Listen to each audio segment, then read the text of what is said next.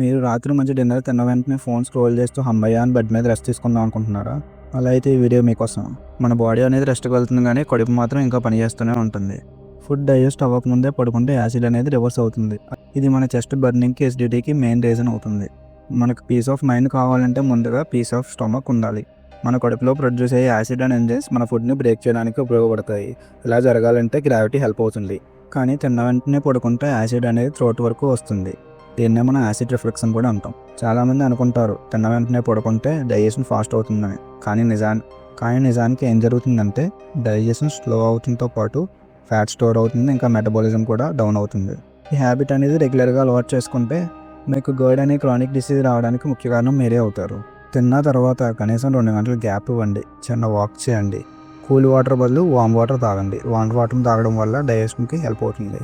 మంచి నిద్ర ఇంపార్టెంటే, కానీ మంచి నిద్ర రావాలంటే గుడ్ డైజెషన్ కూడా ఇంపార్టెంటే. చిన్న హ్యాబిట్ మార్చండి, పెద్ద హెల్త్ ప్రాబ్లమ్ తప్పించుకోండి. ఈ వీడియోని ఎవరికి షేర్ చేయాలో మీకు తెలుసు కదా. ఎవరైతే తిన్న వెంటనే పడుకుంటారో వాళ్ళకి షేర్ చేయండి. ఇంకా లైక్ చేయండి, సబ్స్క్రైబ్ చేయండి. మీరైతే ఏం చేస్తారు? తిన్న వెంటనే పడుకుంటారా లేదా డైజెషన్ టైం ఇస్తారా? కామెంట్ చేయండి.